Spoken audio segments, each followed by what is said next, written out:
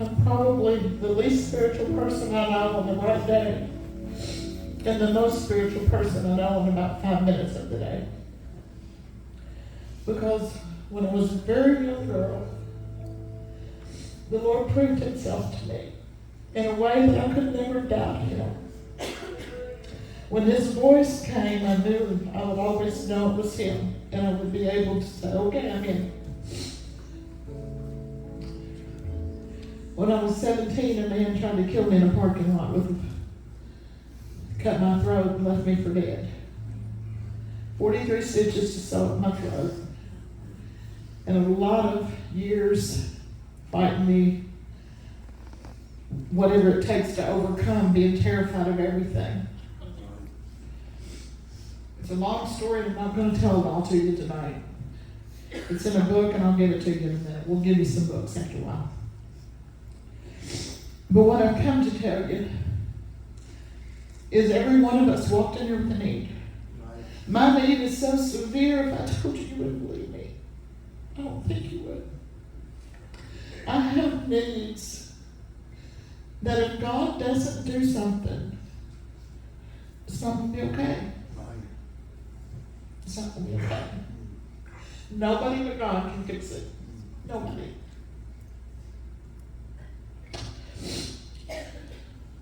Anybody else?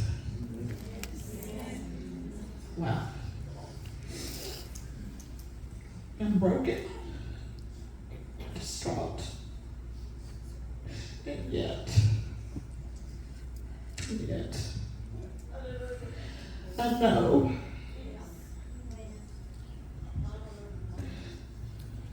be withered, your Jesus. It's not over until he says it's over. Amen. About 2 years ago, last week, we were sitting. I want to tell you my philosophy on all of these things I'm talking about. So simple.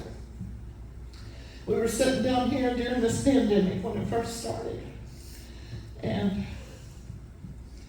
quarantined, terrified.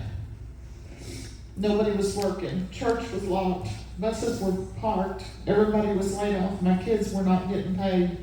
Steve and I were quarantined. And I'm sitting here going, what in the world has just happened to us? The beginning of the spiral, by the way, of what we're in tonight in the country. The beginning of the spiral. In our spirit, we knew. Sitting in a place, just waiting for the president to tell us something, and finally we realized nobody knows anything. And the Lord woke me up about 3 a.m, 2 years ago last week, I believe, or 2 weeks ago. And said, get up. I don't know why he does that. You want to buy, you say, God, do you have a watch?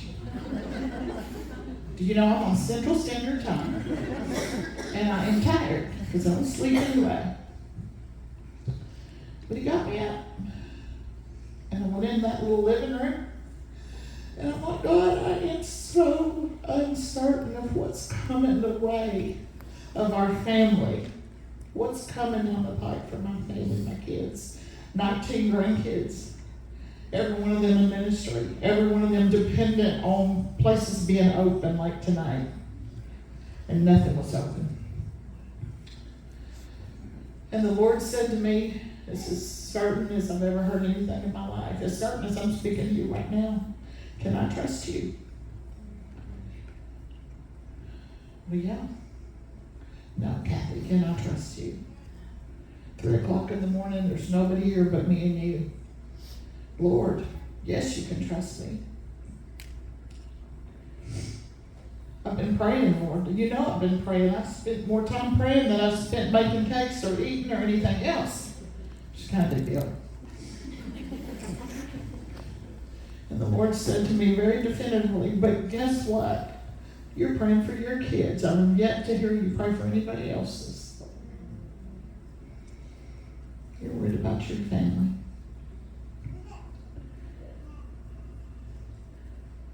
You take care of my kids, and I'll take care of your kids. Word from the Lord that night. Now, you hear me. You hear me. When you don't know what to do, some of my stronger girls know what I'm fixing to say.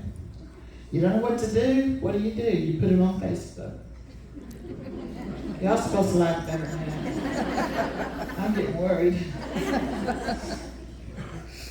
I went to Facebook. This is a true story.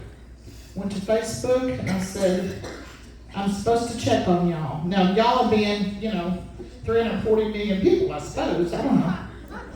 Not sure who y'all was. I said, is everybody okay? Now, remember, I know the Lord's testing me. Just hear me. Hear me, girls. I've come with a word for you. The Lord was testing me. Everybody okay? And at first it's like, yeah, we're making popcorn, watching movies, all the things. But a little bit down, 15, 20 minutes, people start saying we're out of formula, we're out of bread, we're out of milk. There was no unemployment, there was no stimulus, there was just a bunch of hungry people. And I am the crazy, crazy woman that puts your phone number out there.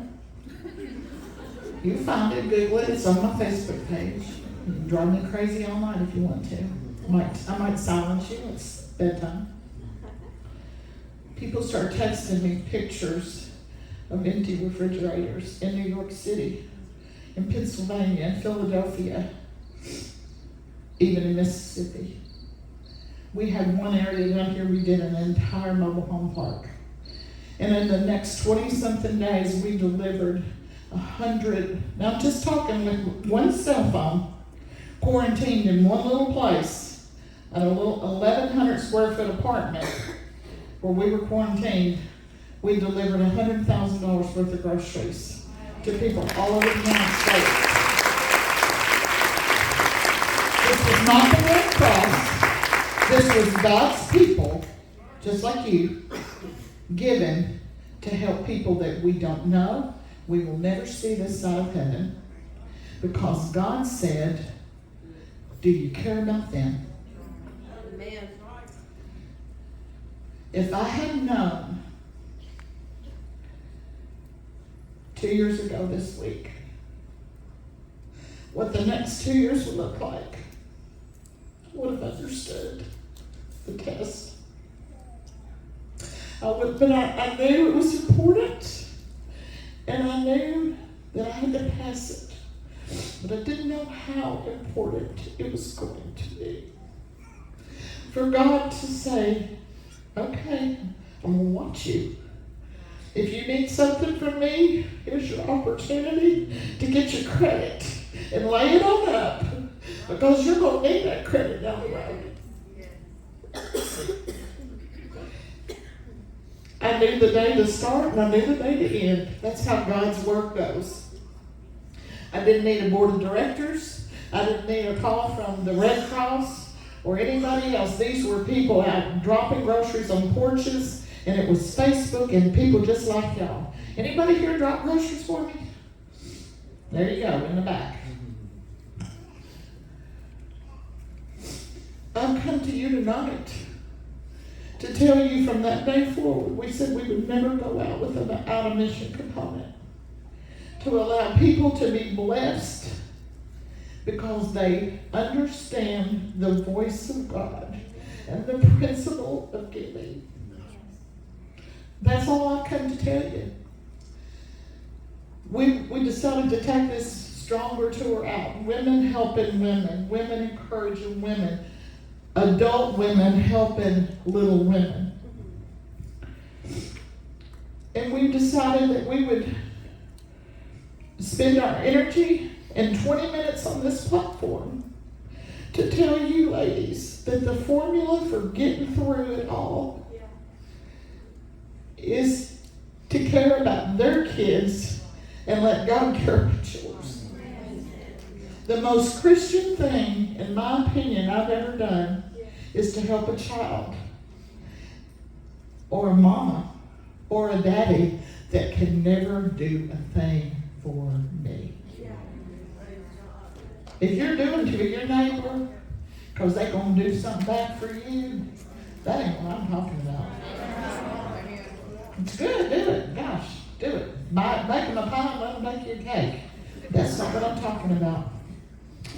I'm talking about a baby in Kenya tonight that's 3 years old whose name is Blessing, who needs somebody to love her